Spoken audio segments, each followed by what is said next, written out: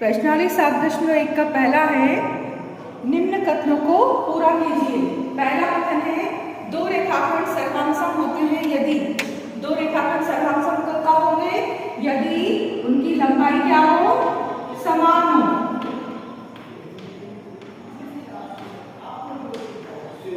एक रेखाखंड दूसरे रेखाखंड के सर्वांगसम कब होगा? जब इस रेखाखंड को उठाकर इसके ऊपर रखा जाए तो पूरा पूरा ढक ले। सर्वांगसम आकृतियां कैसी होती हैं कि एक आकृति को दूसरी आकृति पूरा पूरा ढक ले, एक के ऊपर दूसरे को रखे और वो पूरा पूरा कवर कर ले, तो ऐसी आकृतियों को हम क्या कहेंगे? सर्वांगसम आकृतियां। तो जब रेखाखंड है, रेखाखंड की बात है, तो सर्वांगसम कब होंगे? यदि उनकी लंबाई समान हो। 4 सेंटीमीटर का एक रेखाखंड और 4 सेंटीमीटर का दूसरा, ये एक दूसरे के क्या होंगे? सर्वांगसम। इसको उठाकर अगर यहाँ रखें AB को PQ पर, तो ये क्या हो जाएगा? पूरा पूरा कवर करेगा, तो इसको हम बोलेंगे सर्वांगसम रेखाखंड। दो सर्वांगसम कोणों में से एक की माप 70 है, तो दूसरे की माप भी कितनी होगी? सर्वांगसम कोण। एक की माप है आपकी 70 डिग्री, तो दूसरे की माप भी कितनी होगी? 70 डिग्री होगी। इसको उठाकर इस पर रखें तो पूरा वैसा का वैसा आएगा, तो दूसरे की माप भी कितनी होगी? 70 डिग्री होगी। सर्वांगसम आकृतियां बिल्कुल समान होती है, लंबाई में समान, कोणों में समान, आकृति में समान। तो अगर एक 70 है तो दूसरा भी 70 ही होगा। जब हम कोण A बराबर कोण B लिखते हैं तो हमारा वास्तव में अर्थ क्या होता है? A और B यानी कि M कोण है, यानी कि कोण A की जो माप है वो बराबर है कोण B की माप के। इसका मतलब होता है कि कोण A, ये जो कोण A है वो कोण B के पूरा पूरा बराबर है। इसको उठाकर इस पर रखा जाए तो पूरा बराबर होगा वो। प्रश्न दूसरा है, आपके वास्तविक जीवन से संबंधित सर्वांगसम आकृतियों के कोई दो उदाहरण आप बताइए। तो वास्तविक जीवन से संबंधित सर्वांगसम आकृति के उदाहरण क्या क्या हो सकते हैं? जो एक के ऊपर दूसरा रखे तो पूरा कवर कर ले, जैसे कि समान लंबाई की एक ही ताले की दो चाबियां, एक ही ताला है उसकी दो चाबियां हैं, तो दोनों चाबियां कैसी होंगी? बिल्कुल एक जैसी होंगी। एक के ऊपर दूसरे को रखा जाए पूरा पूरा कवर करेंगी और पूरी माप में वो कैसी होंगी? समान होंगी। दूसरा, दो समान ग्लास,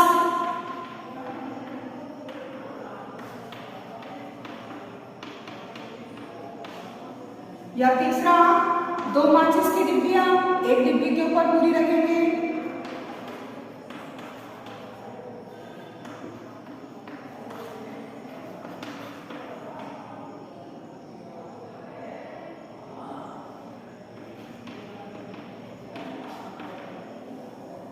ये है समान आकृति के दो उदाहरण, जिनको हम क्या कहेंगे?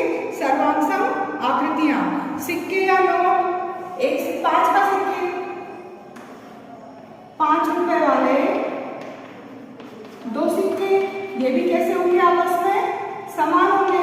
10 रुपए के सिक्के, दो सिक्के वो 10 रुपए के, एक 5 का और एक 10 का नहीं, दोनों 5 के होंगे, तो एक के ऊपर दूसरे को रखेंगे, पूरा पूरा कवर करेगा, मोटाई वगैरह सब समान होगी उसकी। 10 का सिक्का या फिर नोट, 10 रुपए वाले दो नोट हैं, दो नोट भी कैसे होंगे? आकृति में समान होंगे। तो इस तरह दैनिक जीवन में हमारे सर्वांगसम आकृतियां हैं, बिल्कुल जो एक दूसरे के। प्रश्न 3 है, आपको दो त्रिभुज दिए हुए हैं, त्रिभुज ABC और FED, और ये कैसे दिए हैं आपको? सर्वांगसम। अब अगर ये सर्वांगसम है, त्रिभुज ABC सर्वांगसम है FED के, तो इन त्रिभुजों में क्या क्या बराबर हो सकता है आपको वो लिखना है। तो त्रिभुजों की सर्वांगसमता में क्या नियम होता है कि त्रिभुजों की सर्वांगसमता अगर इस त्रिभुज को उठाकर इसके ऊपर रखा जाए, मतलब कोण A जितना होगा उतना ही होगा कोण F, कोण B के बराबर होगा कोण C, यहाँ से जिस डिग्री से झुक रहा उतना ही यहाँ झुकेगा, और कोण C जो है इसके बराबर होगा कोण D। इसको उठाकर इस पर रखेंगे तो सारे तीनों कोण एक दूसरे के बराबर होंगे। दूसरी चीज है, AB भुजा किसके बराबर होगी? EF के। BC भुजा किसके बराबर होगी? ED के। और AC भुजा किसके बराबर होगी? FD के। सर्वांगसम त्रिभुजों में संगत कोण और संगत भुजाएं बराबर होती हैं।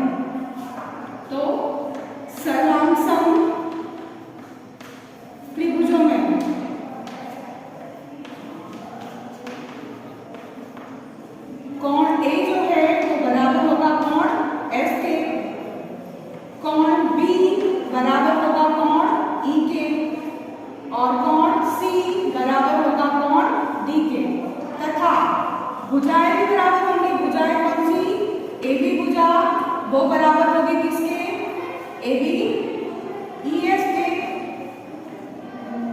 भुजा के बराबर होगी। बी सी ये रेखाखंड या भुजा किसके बराबर होगी? ईडी के।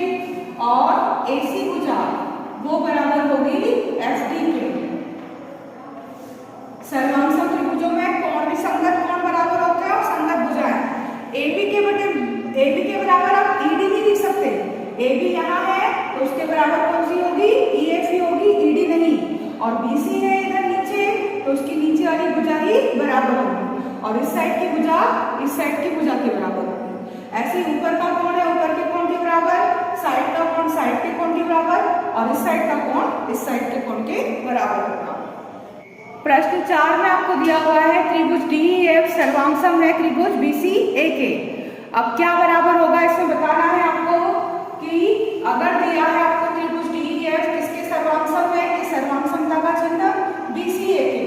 DEF त्रिभुज BCA के पूरा बराबर है, इसको उठाकर इस पर रखें तो पूरा बराबर आएगा। तब कोण E के बराबर क्या होगा? तो कोण E ये साइड वाला कोण है किसके बराबर होगा? कोण C के। तो कोण E बराबर होगा कोण C के। ये क्या कहलाएंगे? इसके संगत कोण। D का संगत कोण कौन सा होगा? B। E का संगत होगा C और F का संगत कौन सा होगा? A। EF रेखाखंड ये किसके बराबर होगा? EF। EF कहाँ है? नीचे, तो इसका संगत कौन सा होगा? CA। तो EF किसके बराबर होगा? CA के बराबर। संगत भाग, संगत भुजा। उसके बाद कोण F। कोण F कहाँ है? इस साइड वाला है तो कोण F के संगत कौन सा आएगा? कोण A आएगा। ये होगा इसका संगत कोण। DF इसकी संगत भुजा कौन सी होगी? DF। तो इधर होगी BA। ये होगी इसकी संगत भुजा।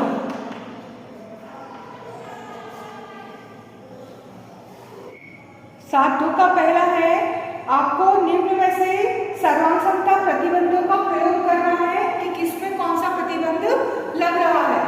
पहला ए में दिया है आपको AC बराबर है DF के। AC किसके बराबर है? DF के। AB D के। AB ये D के बराबर है और BC ये EF के बराबर है। तो कौन सी प्रतिबंध लग रहा है आपको लिखना है। तो चूंकि AC बराबर है DF के, ये क्या है? त्रिभुज की भुजा है। AB बराबर है D के, ये त्रिभुज की क्या है? भुजा है। BC बराबर है EF के, ये भी त्रिभुज की क्या है? भुजा है। तो भुजा भुजा भुजा सर्वांग समता से, तब भुजा भुजा भुजा सर्वांग समता से त्रिभुज ABC सर्वांग सम होगा किसके? DEF के। कौन सा प्रतिबंध लग रहा है इसमें? भुजा भुजा भुजा सर्वांग समता से। इसी तरह B दिया है ZX जो है वो RP के बराबर है। ZX ये किसके बराबर है? RP के। RQ ZY के बराबर है। RQ ये ZY के बराबर है। और कोण PRQ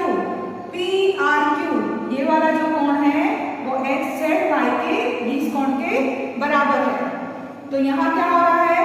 त्रिभुज में त्रिभुज RPQ व त्रिभुज ZXY में, इन दोनों त्रिभुजों में क्या हो रहा है? ZX बराबर है RP के, ये त्रिभुज की क्या है? भुजा। फिर RQ बराबर है ZY के, ये भी त्रिभुज की क्या है? भुजा। और ये कोण PRQ बराबर है कोण XZY के, ये क्या है? कोण है। तो दो भुजा और एक कोण, तो सर्वांग समता कौन सी लगेगी? भुजा कोण भुजा।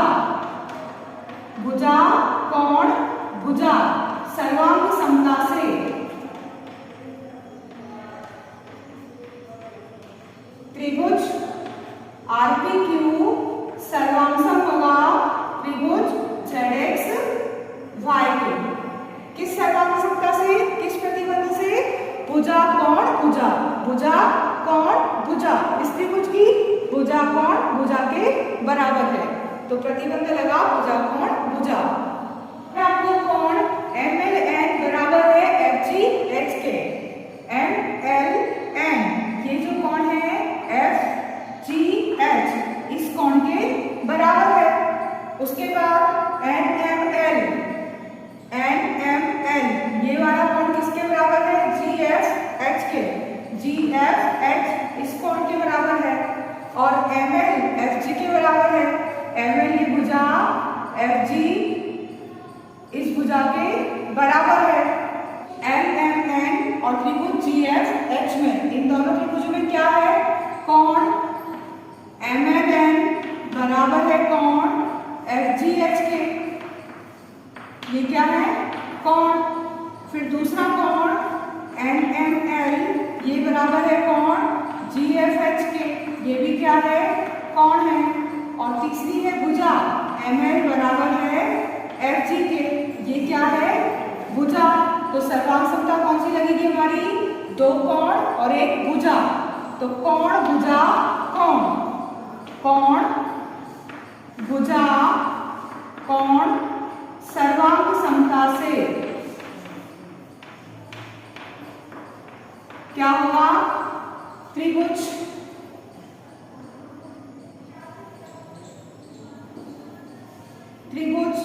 LMN ये सर्वांग होगा किसके? त्रिभुज GFH के। किस सर्वांग समता से? कोण भुजा कोण से। अब D में दिया है आपको EB बराबर है DB के। EB किसके बराबर है? DB के। AEB